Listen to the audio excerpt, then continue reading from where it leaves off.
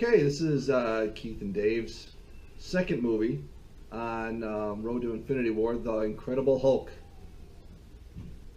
I like this movie. It's definitely one of the, I think, lower end in the MCU. I don't think I've watched it since I got it on DVD, which was 8 years ago. But I really did enjoy it. I mean, there was a lot of good performances in it. Mm-hmm. Edward Norton was, even though he's been replaced as, Dr. Banner, the Incredible Hulk, he did a great job. I liked Tim Roth as the Abomination. William Hurt did a great job. Pretty much quality performances all the way around. Yeah, William Hurt did a good job. I liked Ed Norton in this role, even though he's been replaced by Mark Ruffalo, who I think is doing a great job. I know Ed Norton, the reason he left, it's kind of sketchy. It's like depends on who you believe, but he said it was he didn't want to get pigeonholed into that character, which is that's believable. As an actor, I can understand not wanting to do that, but yeah. And then Tim Roth, like you said, excellent job as the Abomination. Booyah!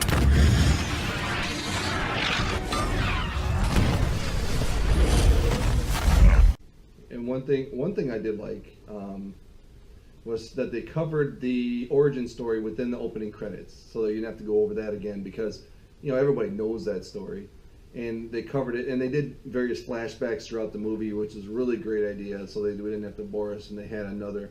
Not that it's a boring story, but we've all seen it, So. Yeah, it didn't need to be retold again. Right. We know how he became the Hulk, so it was nice. They kind of just quick in and out, show us the gamma radiation turning into the Hulk, and then they could get on with the plot. I did like the plot of this movie. The whole he's working in Brazil and blood gets in one of the things. He sees the blood go and he tries to cover it up. Yeah. But once it gets out and leads into Stan Lee's cameo, he's the one who gets the gamma poisoning by drinking the bottle that had the blood in it. There was a lot of good cameos in here. They had Bill Bixby on the television, yep. and he played the Incredible Hulk on the television show. We saw Lou Ferrigno as a security guard. Yep. He played the Hulk on the Incredible Hulk TV show. And obviously we saw Stan Lee, drinking his the gamma blood. Yep. Yeah. Mm-hmm. There was some other things. They were talking about how there was deaths of 2 Canadian hunters, which they were kind of blaming on the Hulk. And that made me think of, when he was in Canada, it was Wolverine's first appearance in Marvel Comics. Hulk was up in Canada, and they sent Weapon X down to stop him. So that was kind of a nice nod. That's how I took it, at least. Mm-hmm. I don't know if it was meant that way. We saw Doc Samson, or I should say, I almost called him Ralph Sampson. But or Samson from the Bible. I don't remember his real name, but in the comics, he gets dosed with gamma radiation to help stop the Hulk. He becomes Doc Samson. He's got the green hair, strength. He doesn't lose his intelligence like that. So, they did a lot of, Samuel Stearns was in it, the leader, and we kind of see him mm-hmm. changing near the end when he gets the, Bruce Banner's blood in this cut. You see him kind of smile like he's getting that added intelligence. Something is happening, yes. Yeah. So they did a lot to set up future movies, which unfortunately we haven't gotten sequel to this because they had the leader set up. Obviously the Abomination was stopped at the end, but he can always get free. I've heard a few things about these topics that you've discussed. Kevin Feige, he's on record as saying they're still out there, the leader's still out there, and the Abomination is still out there, just waiting for a right time to drop them in. And if you watch Agents of S.H.I.E.L.D., they actually did say that the Abomination was on ice. With S.H.I.E.L.D., they actually have him contained somewhere. So, maybe we see something in a future movie if Zemo starts putting together the Masters of Evil, maybe we see him free the Abomination to join his team. Mm-hmm. And then I don't know if the leader would necessarily join another team, but maybe he's out there and he's just waiting, and we'll see that, post Avengers 4, Infinity Gauntlet. And the Abomination, we were discussing this earlier, he was actually scheduled to be in Age of Ultron, and that got dropped during production, but that would have been a cool thing to have him in there, maybe just a few minutes. Who knows if he would have been part of the overall scheme that Ultron had. But it's a cool idea. Yeah, they could have, worked him in. He could have been working with Hydra, protecting the base, and the Avengers could have fought him there at the beginning. Or you're right, maybe Ultron recruits him to help keep the Avengers, from stopping his plan to drop that whole city, basically destroying, all those millions of people. So it could have worked out. It was sad not to see him. It's always good to see, villains come back like that, especially if they're played well like Tim Roth did. So mm-hmm. He's definitely welcome back anytime.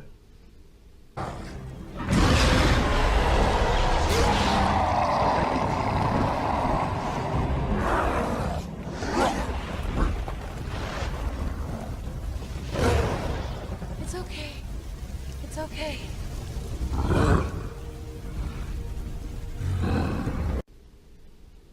Another thing I want to mention about the plot was it does a good job of showing you how Hulk has to start over every time he becomes the Hulk. Bruce Banner, that is. When he becomes the Hulk in the movie, after that showdown in Brazil, he, goes nuts, disappears, and he ends up in Guatemala. And then, he shows him there just sitting there with his, his pants on, no shirt. And that actually plays the old Hulk theme from the 70s. Yeah, yep. That was pretty cool, But I was thinking, he's ultimately not a good guy or a bad guy. He's good to have on the Avengers, because he's very strong and can do a lot. But, he kills people in this movie. And are we just supposed to overlook it? No, and I don't think you're supposed to. I think they kind of show that, deep down, they show his rage when he's under attack. He defends himself, and he defends himself to the utmost. He kills people, but he also see, his kind of protection of Betty in this. The people he knows and cares about, he will protect. So he is kind of that, gray character.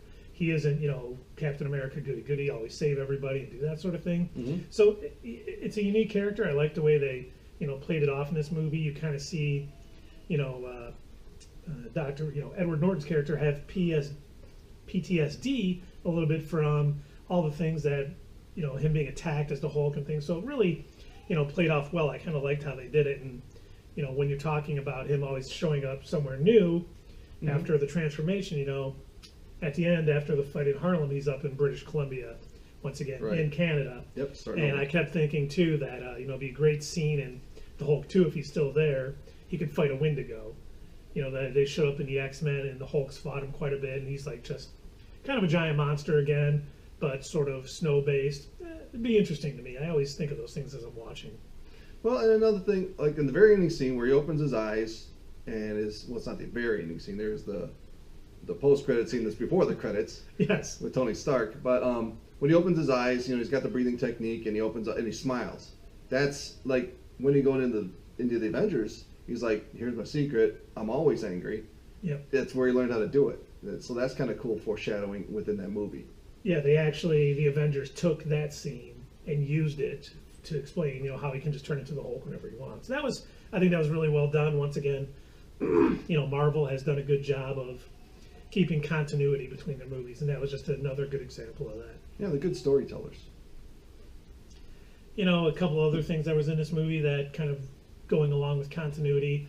At the beginning, General Ross is ordering some things from Stark Industries, so he's getting some supplies through that. Nick Fury's name is on the paperwork. Yep, yep. And we do see when they're trying to trace the Hulk or Bruce Banner at one point, S.H.I.E.L.D. is checking all of the emails. And then when they see Dr. Blue or Mr. Blue and Mr. Green, they kind of figure it out, and that's how it leads to them. So lots of, good continuity in this. They've always done a good job, and they're still doing it. And they got, they can dig into their comics for a lot of their stories, for a lot of their, continuity with the story. So, it's deep. It's been running for years, so, it really helps out.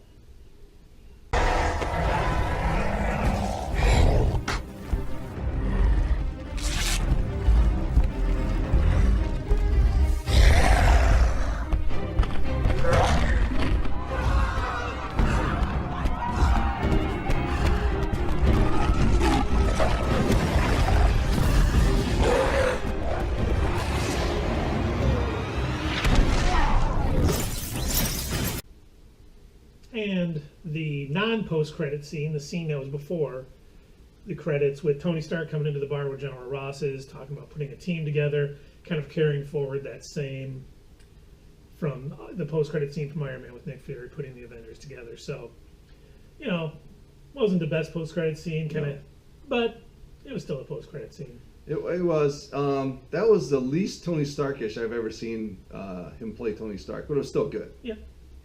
It's like Fonzie walking into the bar. But then he was well, he did have a couple wisecracks. But for you kids who don't know who Fonzie is, he was a character from a show called Happy Days. Yeah, and I agree. It adds to the continuity. Reload.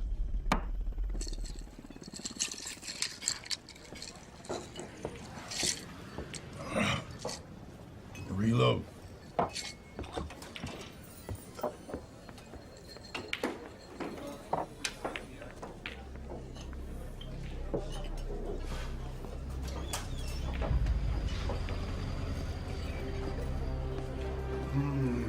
of stale beer and defeat. You know, I hate to say I told you so, General, but that super soldier program was put on ice for a reason. I've always felt that hardware was much more reliable. Stark, General, you always wear such nice suits. touche. I hear you have an unusual problem. You should talk. You should listen. What if I told you we were putting a team together? Who's we?